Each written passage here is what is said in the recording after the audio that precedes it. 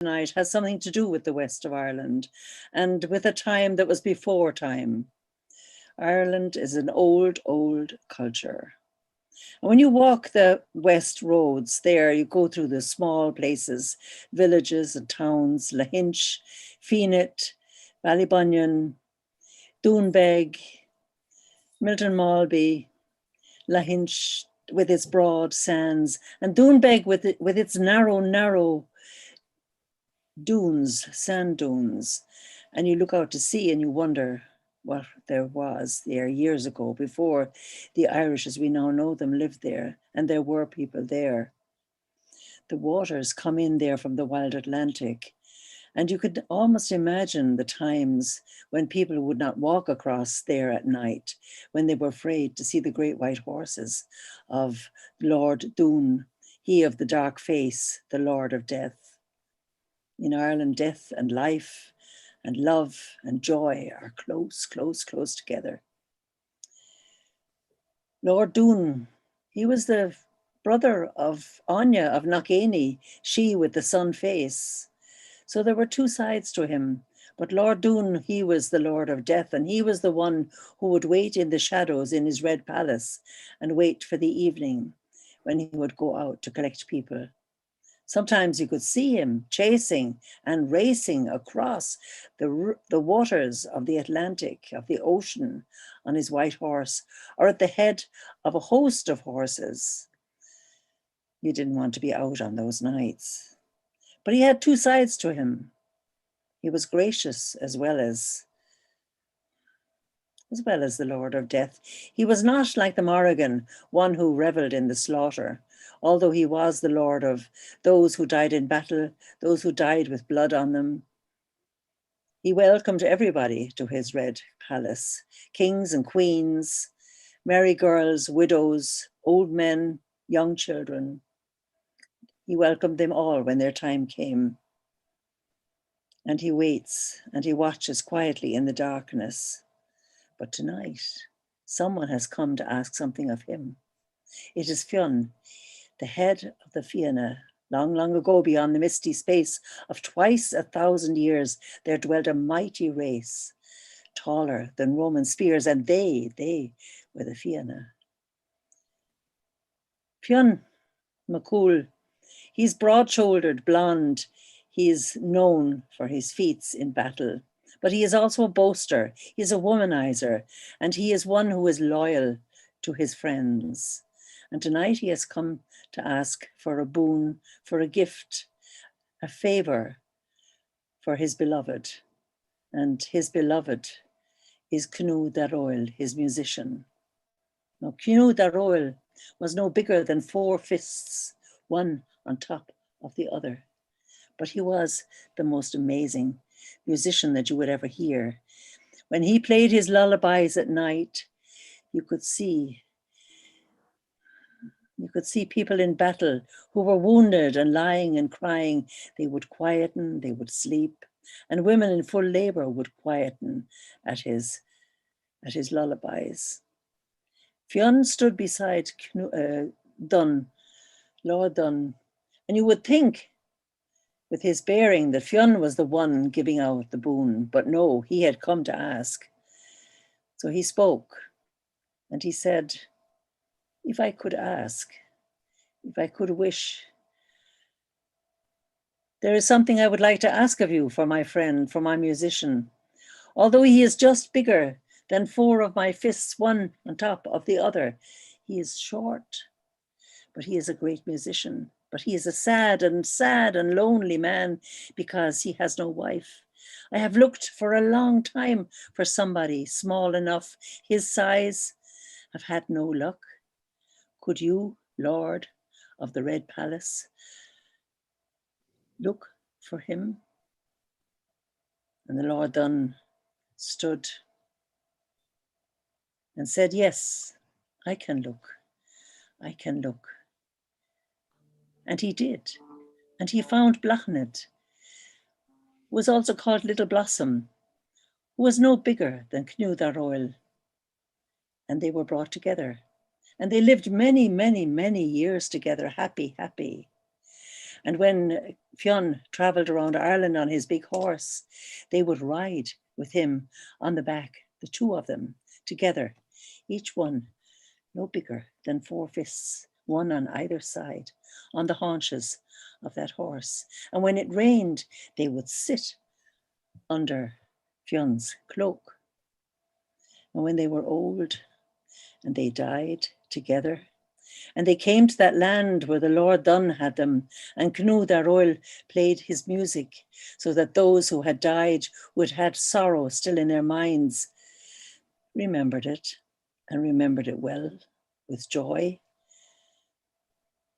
Yeah, Lord Dun was not just the collector of the dead. He also did good things. He was not just a sad person. He was also very gracious.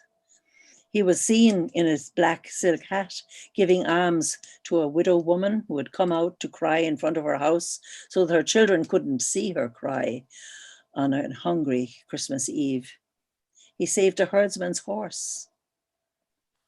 He had good stories as well, because when people died and he went to collect them, or when people were ill, he was not just one who gave the gift of life, but when people had had it enough, he was also kind.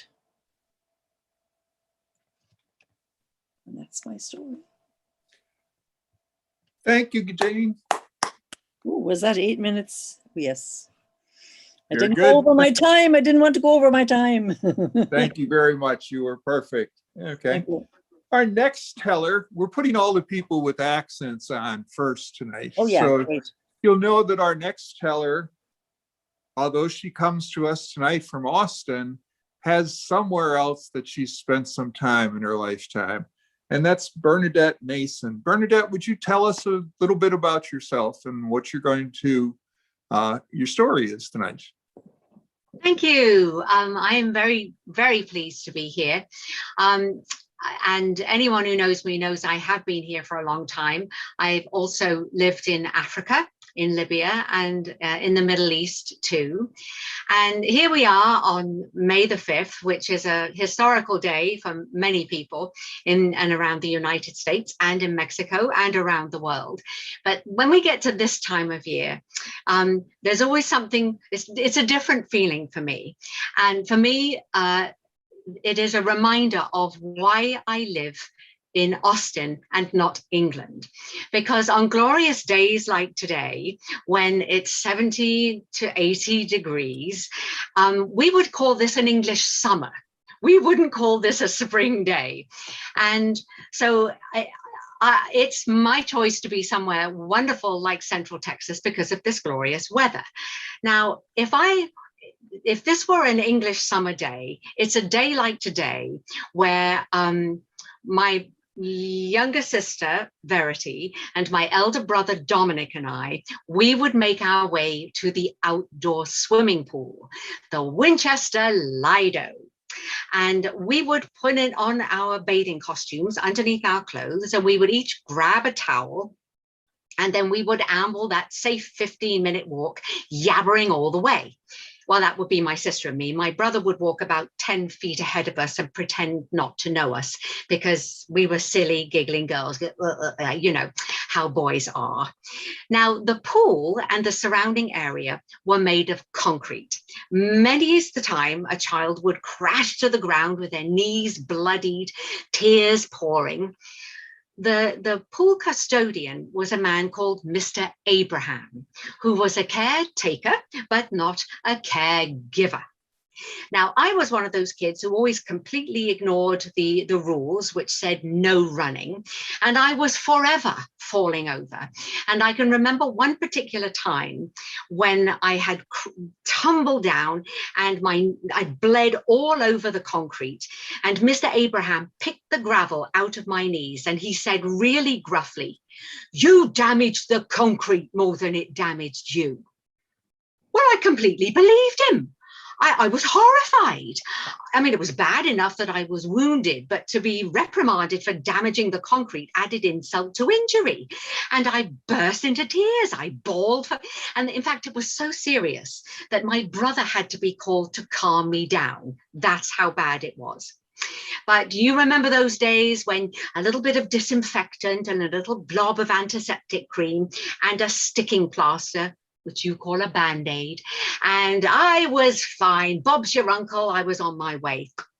Well, in many parts of the world, it is pool weather from May until October. Not so in England. Nevertheless, every year, regardless of the weather, on May the 1st, our pool opened to the public. And the absurdity of this will only come clear to you when I remind you that it's regularly frosty and it often snows in England in May. Nevertheless, there we are, May the 1st, the pool opens. One year, a journalist photographer from our local newspaper, the Hampshire Chronicle, came to my school, St. Peter's Roman Catholic Primary, and he said, "Hello, kids. Who wants to be first in the pool on the 1st of May? Don't look at me. I didn't want to. Shark bait was my middle name. I could barely swim. I was a terrible swimmer. And there's no way I would have volunteered for this. And yet, apparently I did. Well, of course I didn't. I was volunteered by my class teacher, Miss Truman. And I have never forgiven her for what happened next. On May the 1st, then, I was to be first in the pool, along with a boy from my class called Kevin Turner. I disliked Kevin Turner. I would not have chosen him to be my colleague on this adventure. When we were 7 years old, Kevin Turner done me wrong. It was as a result of him forcing me to swap library books with him when we had been told quite specifically by our class teacher not to swap library books, that as a result of that, I got my one and only caning. My teacher was the only person other than the headmaster who was allowed to cane people. And I had stood up for myself. I had said, Kevin made me do it. But that was the worst thing I could have done because Mrs. Pryor didn't like tattletales just as much as she didn't like disobedient children. And so I was stood up in front of the class along with Kevin Turner, and I got the cane. Well, after that, I didn't like Kevin Turner. But that's another story. Yes, move on, I digress.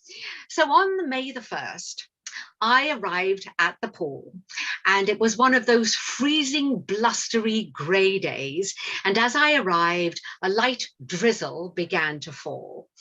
I went to the changing rooms.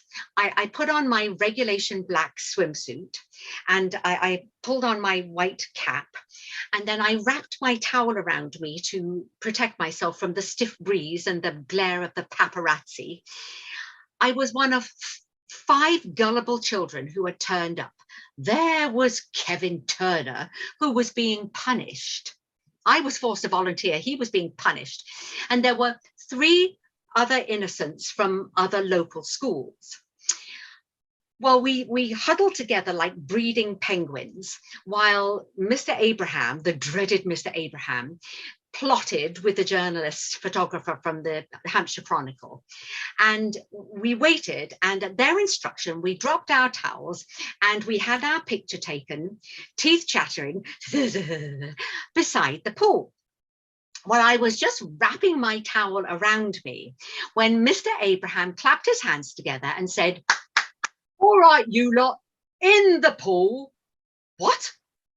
I looked at the grey choppy water, and then I looked at the other kids, and they were as dismayed as I was. And Kevin Turner was shaking his head. He said, "I'm not getting in." "Are you getting in?" "I'm not getting in." No. It was unanimous. None of us wanted to get in. I mean, when they'd said first in the pool, it wasn't so bad being at the pool. I didn't think they actually meant in the pool, but grown-ups were in charge of this, so there was no question of us actually not doing what we were told. Nevertheless, we, the freezing five, gathered together, unanimous in our dissent. All of a sudden, I felt a hand in my back pushing me forward, and Mr. Abraham pushed us into the icy water. Swish, swish, swish, swish, swish. All five of us, in we went. I screamed as if I'd been stabbed. Ah! It was the shallow end, so I didn't actually go under the water. Nevertheless, I screamed. And then there was this group gasp as our feet touched the bottom. And then all five of us pulled together and we had our picture taken.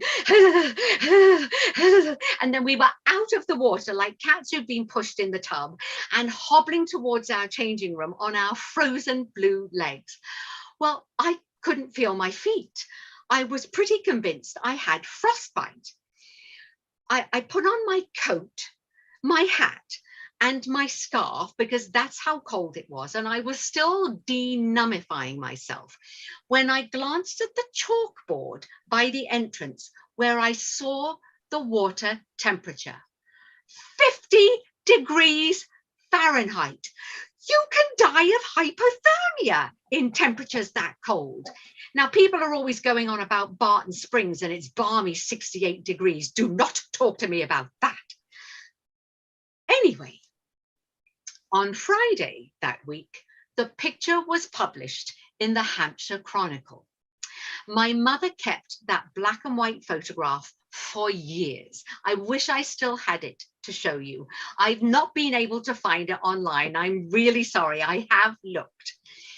The caption beneath the picture said, on May the 1st, 5 brave young swimmers battle the water at the Winchester Lido.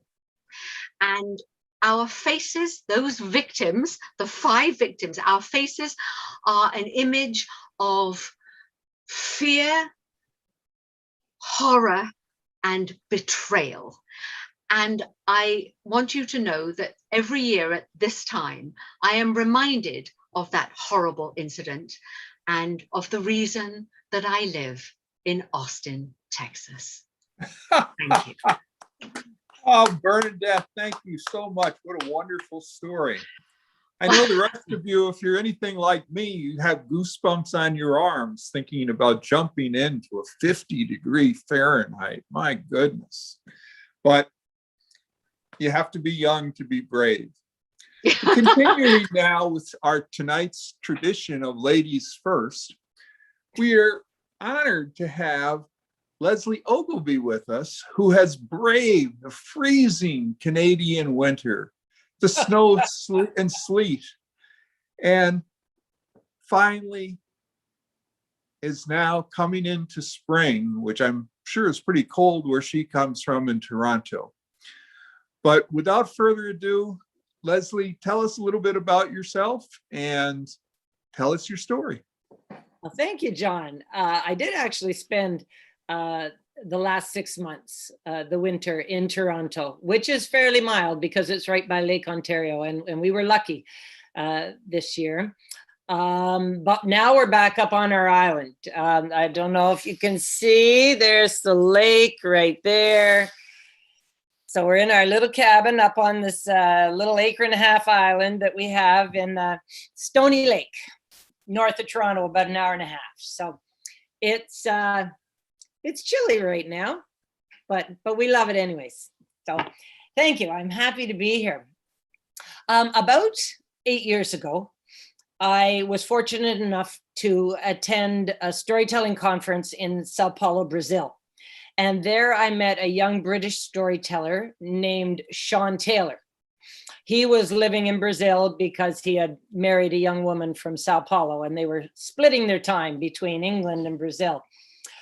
He had traveled up the Amazon River by boat and collected stories from the people living on the banks of the Amazon.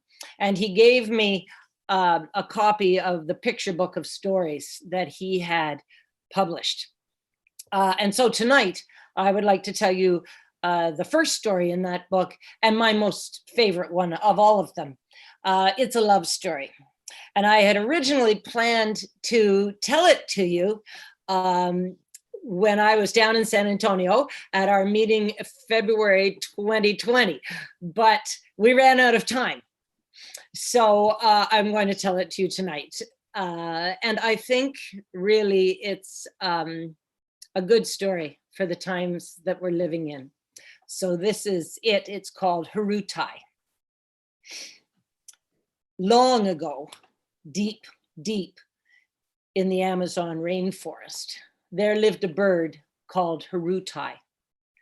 One night, Hurutai was perched in the leafy branches of the forest, and he lifted his face to the sky, and he saw the moon. She was perfectly round. She gazed gently down at him and cast her silvery light across his face, and Hurutai fell in love. Hurutai fell in love with the moon, and he wanted to be with her. So he flew to the top of his tree, but the moon was still far away. He flew to the top of the tallest tree he could find, but still the moon was so far away. And so he flew to the top of the highest hill, but still the moon was so very far away. He knew he would have to fly to her.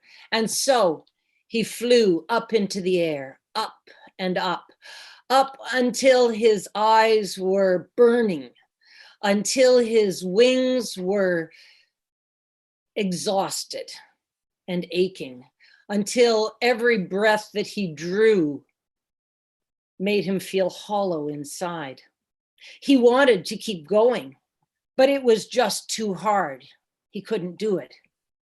And suddenly, his wings gave out on him, and he tumbled back down. Down he fell, down he flapped, down he tumbled and turned, until there he was, back in the leafy branches of the rainforest. He perched and blinked up at the moon. He could never be with her. She was just too far away. All he could do was sing to her. And so Hurutai sang the most beautiful song that was in his heart. It was a song full of longing, a song full of loneliness, a song filled with love. The moon stared down at him, but she didn't reply. And Hurutai's eyes began to fill with tears. His tears fell to the ground. They rolled across the forest floor. They flooded valleys and they rushed to the sea. And people say that this is how the mighty Amazon River was formed. There is still a bird called Hurutai that lives deep, deep in the Amazon rainforest. And sometimes when the moon is full, he will lift his face to the sky and sing. And I have heard that the people who live there will light great bonfires and sing and dance around them to encourage Hurutai to sing, for they know that singing the most beautiful song that's in your heart is the best cure for sadness. And they think that we should all light fires in our hearts when the Hurutai within us grows silent. Leslie, thank you so much. What a beautiful, beautiful story. And even though we don't light fires like they do in South America, the next time we all go to our barbecues, we will offer it up to the moon and to love. Thank you again, and can't wait to see you again in San Antonio. And speaking of San Antonio, now we're going to change over to the boys. And our first storyteller is Larry Johnson, who's going to tell us a story called The Legend of the Texas Bluebonnet. And I've never heard it before, so I'm sitting at the edge of my seat. Larry, tell us a little bit about yourself and tell us your story.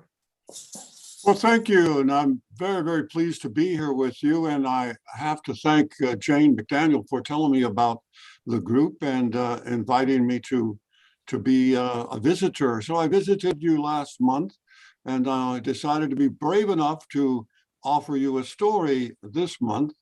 I'm originally a Yankee, born in Chicago, and then I moved to Mexico City and lived there for 17 years, and then came to Texas. And I've been in Texas for over 40 years. So I kind of think of myself as a Texan, but Texans don't yet accept me. I think I have to be here 50 years before I become a loyal Texan. But you know, there are many, many interesting legends that come out of Texas. And this time of year, May, is a beautiful, beautiful month because of the spring and the flowers. And one of those flowers that we can see grow wildly along the roadside is the bluebonnet. And so the question is, well, where did the bluebonnet come from? And so I found the story of the bluebonnet.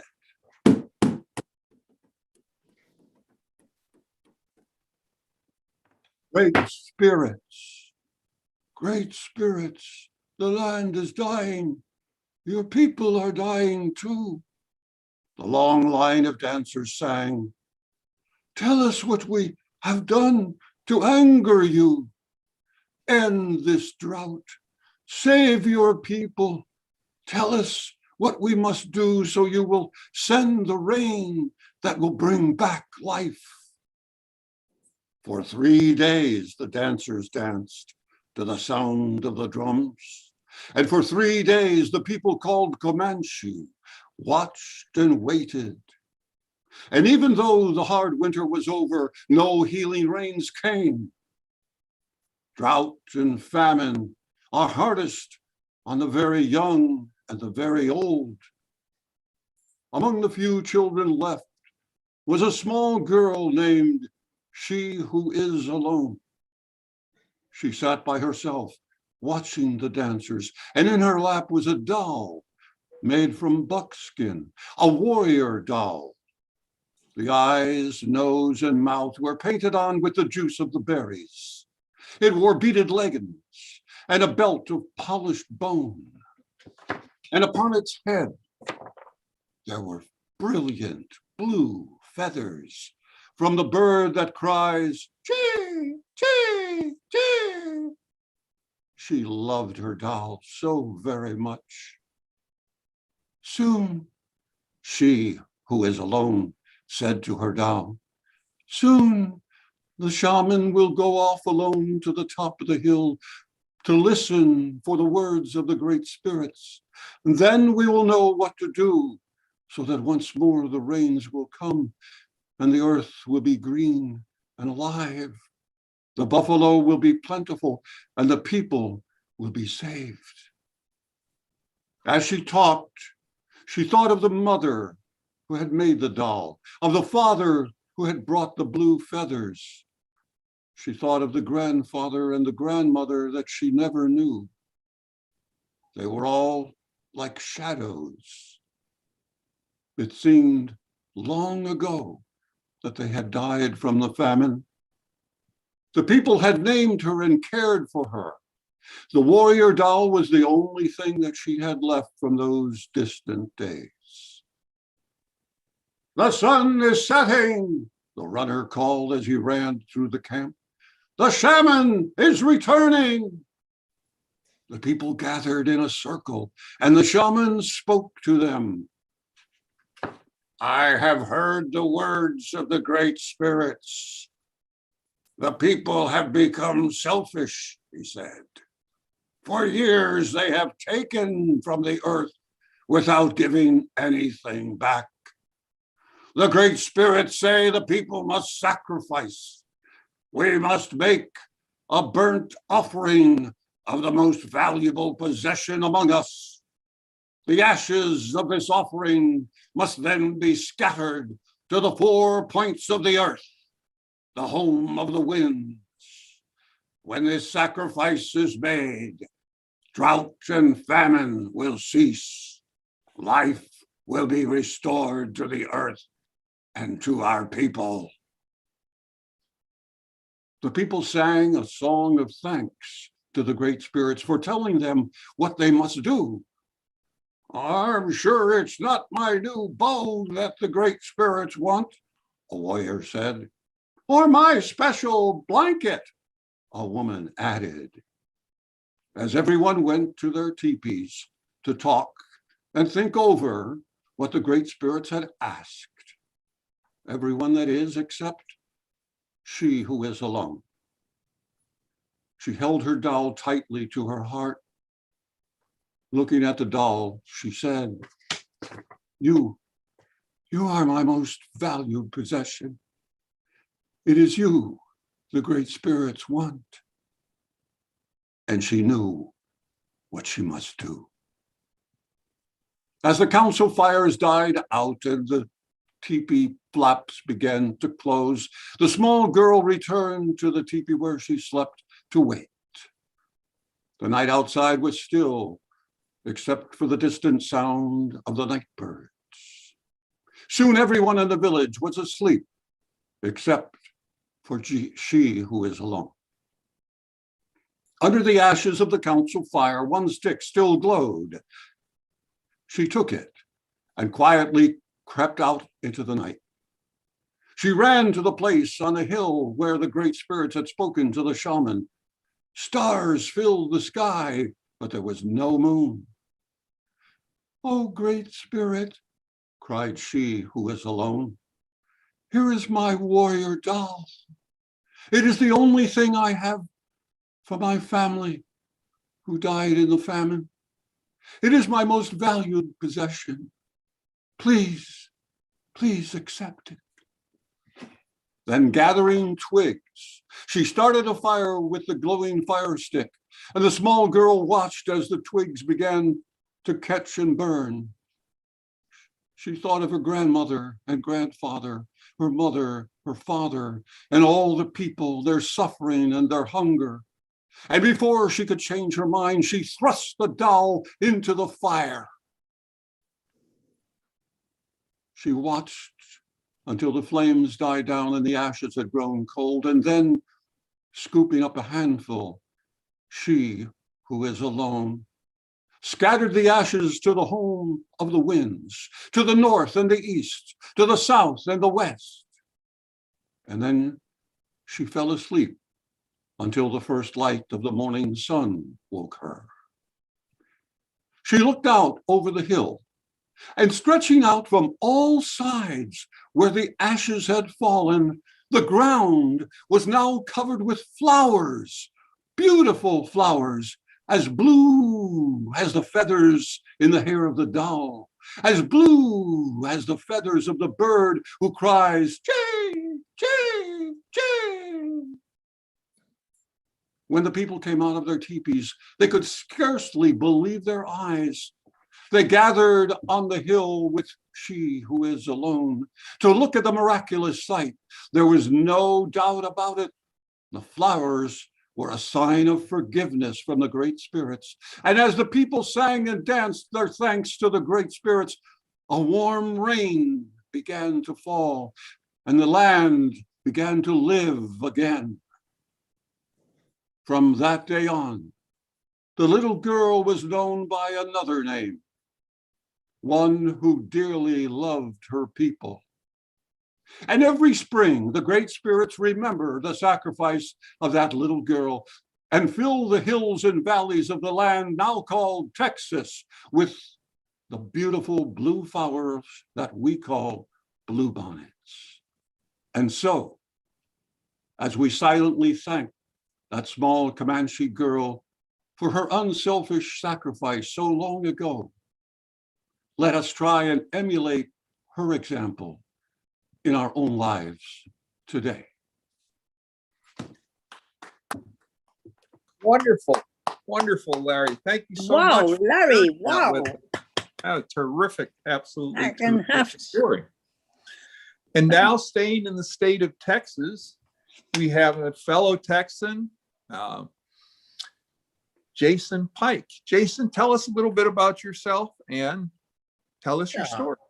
I'm a career military guy, retired from the Army, and I've got a lot of stories. I spent 31 years in the Army, and I'm in the storytelling group with the Armed Forces Storytellers. And so I've got one for you if you're ready. We can't wait. We're at the edge of our seat. Okay. So I'm 27 years old. I'm in South Korea. I'm a quiet, confident, strong lieutenant. I've got a great success record in my military service. And I was in an airborne unit. So I had an airborne patch on my chest. I've jumped out of airplanes and was in a pretty good special ops unit. And now I'm in South Korea, and I want to compete for something called the Expert Field Medical Badge. This is a no joke badge. 80 to 90% fail rate is normal. You got to be really, really good to get this badge. And this Expert Field Medical Badge is about getting people off the battlefield, stabilizing them before they go to the hospital.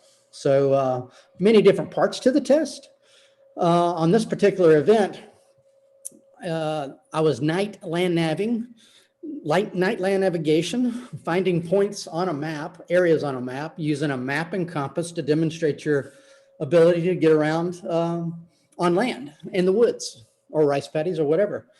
So I'm walking down this road, and it's dark, and it's a moonless night. It's pretty dark out there. And on the left side of the road is a ditch I need to cross, okay? It's a pretty big ditch. I keep walking for a safe place to cross the ditch to get to an area I need to look at on the map and get to a point on the map. Well, all of a sudden, I slip on shit, I slide in shit, and I'm in neck deep in shit. Now, this is a real story. All my stories are real. I am in neck deep shit. It's like a quicksand material. It's feces that they use to fertilize the rice crops. And I can't feel the ground below me, all right? And I don't want to die in this. I'm feeling shocked. It's very, very smelly. It's putrid. I feel like a gag influx. It's just really bad situation to be in at night in neck deep of shit. So what I do is, well, some things are going across my mind. I'm thinking, wow, if I get out of here, they're going to be calling me Poopin' Pike, and that's what they're going to name me. I'm going to be called Poopin' Pike. I mean, it'll be etched in stone. It'll go on forever. That's if I make it out. And I'm thinking I could easily die in here because it's sort of a quicksand. Every time you move, you kind of go down a little bit. And if I die in here, you know, at the time, I didn't have a family, didn't have any children. Those things are running through my mind. And this is not a way to go. Pike dies and shit on the demilitarized zone in South Korea. That's not a good way to go. I slowly start to move my legs to go up at a 45-degree angle and then slowly get horizontal on top of this poop, or the feces, the shit. And I low crawl out of it, okay? Once I get out of it, I'm across the ditch now, and I'm on dry land. I feel very, very thankful. I think I'm relieved, but I've got a mob of stuff on me. So what I do is I roll around in the grass and the rice stubble to get the bulk material off. But you also know that this stuff is liquid. It's also seeped through the material, all my clothing and web gear and things of that nature. I look around, I'm thinking, wow, I'm not going to ask for any help. I got to find someone who's local. I see a light, and I start walking towards the light. I think it might be a farmhouse. I don't even know. I start walking toward the light. At this time, I don't know if I'm walking toward heaven or hell. I'm just walking towards the light. And it is a farmhouse. And I go right up to the front door. I knock on the door, and I go, Ajima, annyeonghaseyo. I don't speak Korean, really. I mean, but I know some very small basics. The woman of the house, the Ajima, comes and looks at me and goes, Agu, Agu. That means, and we do hand signaling and waving, and she motions me to strip down butt naked. And the plan was to strip down, give her the clothes, and she was going to bring it back to camp later. I know. So I stripped down in front of a completely strange person I don't know. We don't barely speak English and Korean and things. We're doing sign language, nonverbal stuff. And at this point, I wasn't embarrassed to be in front of a complete, because I was running off of adrenaline. I was running off of, I'm in an emergency situation. I'm in a very desperate situation. So I give her all the clothes, naked, right there on the front porch. All I now have is my rifle, my map, and my compass, and I walk butt naked back to the camp in the woods, barefoot, of course. And as I'm going by, I'm thinking, wow, I might make it back to camp before everyone else gets in, and that'll be good because I see them out there in the woods. They're doing their testing events as well, and they can't see me too well. As I told you, it was a moonless night. There's not a lot of ambient light out there. And so I do remember saying hello to some folks and good luck, but I would keep my distance, of course, not to let them know that I'm walking back naked. And I do make it back to camp, and I'm still smelling. I still got to clean up some more and I take my things out of the tent, and I decide to sleep outside that night. Of course, I'm going to call it a night, of course. And in the morning, Ajima, the woman, she comes in and gives me all my stuff right there under the tree outside the tent. And I say, Kamsahamnida, thank you, I'm thanking you. She goes off, and I sit there and I think, wow, this badge is going to be very difficult to get. I didn't get it on that time, but later on I did get it. And I was thinking as well that, maybe I'm not so good after all, but there's some great things that occurred. I had a lot of luck. I got out of it with my face intact and my reputation intact. And it took me a while to talk about my event of falling into shit. That's it. Or perhaps a poem this evening. Nathan, why don't you tell, for those who don't know you, why don't you tell us a little bit about yourself, and then tell us what you're going to do this evening. Go ahead, Nathan. Okay. Hi, I'm Nathan Holinar. I'm a young man living in San Antonio, Texas, and I'm a beginning storyteller. And I'm just happy to share a story with you tonight and say, are you any of you familiar with the Mexican state of Jalisco? Well, it is known as the tarantula capital of Mexico.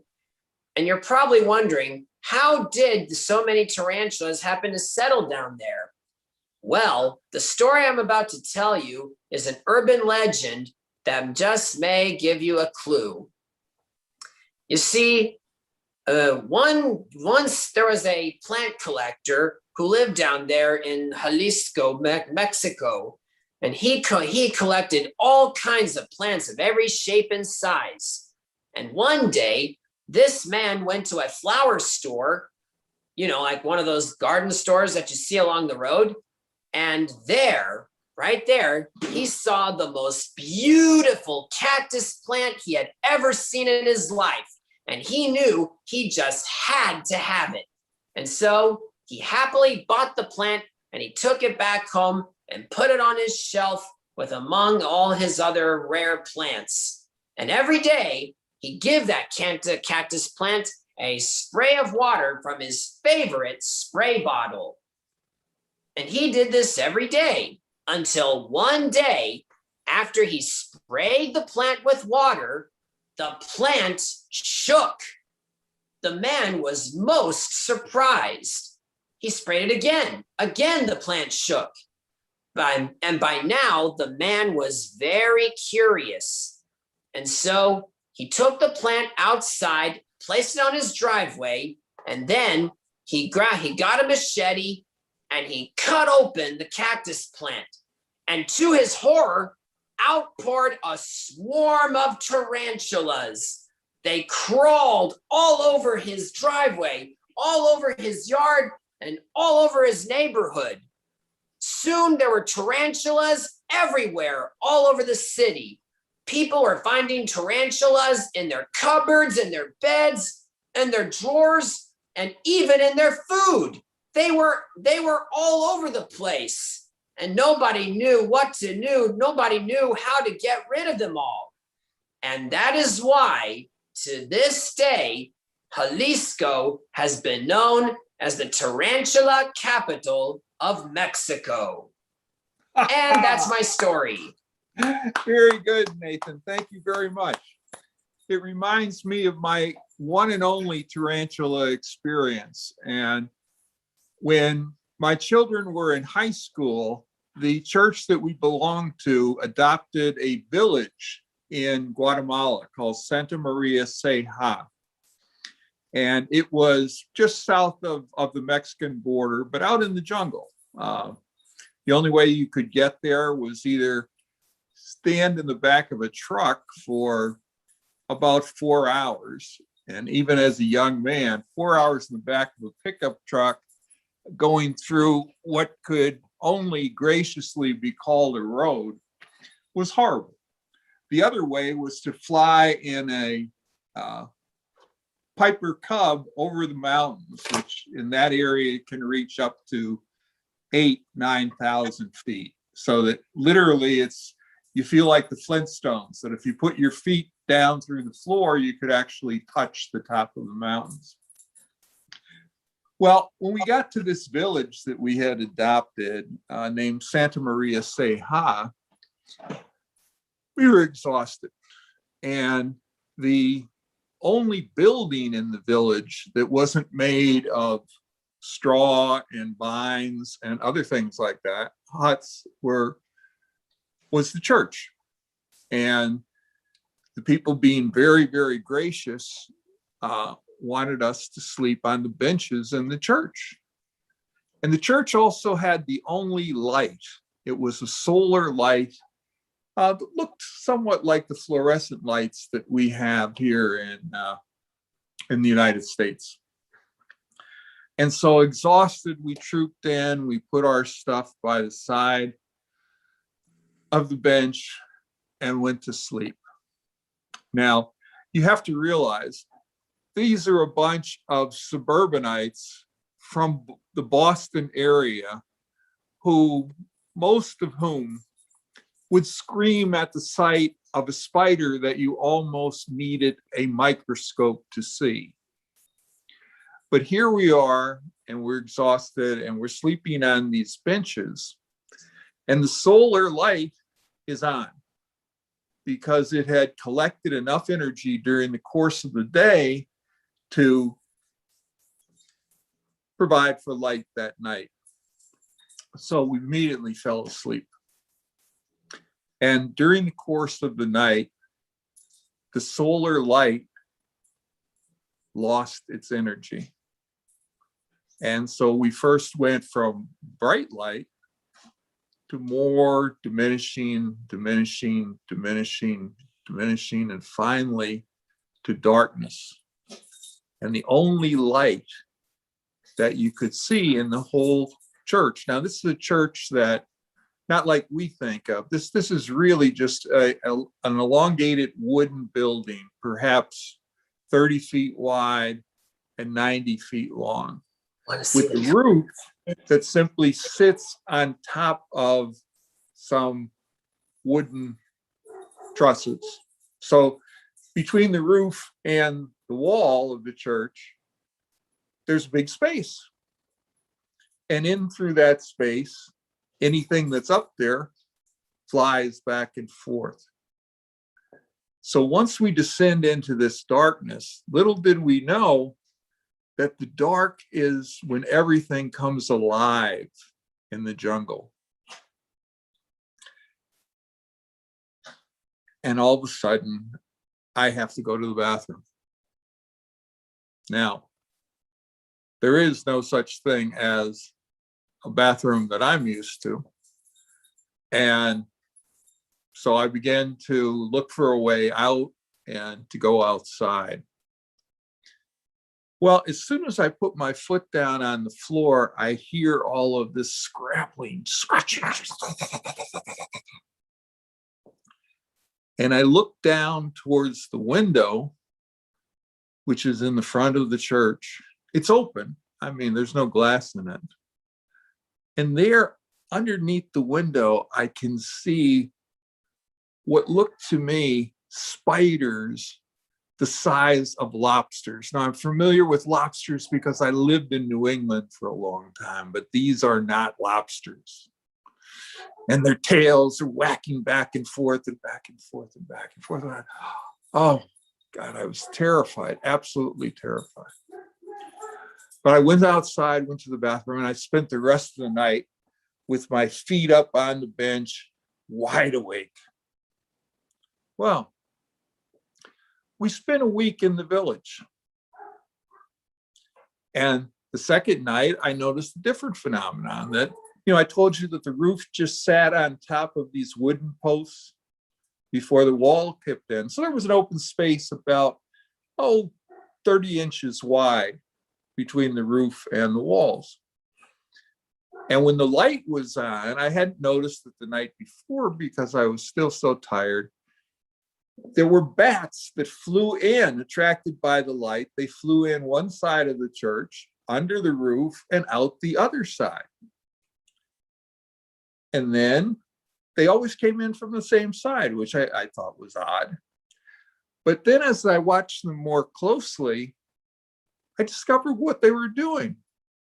And as they flew in, there were all kinds of other bugs, smaller bugs, mosquitoes and flying insects, everything else like that.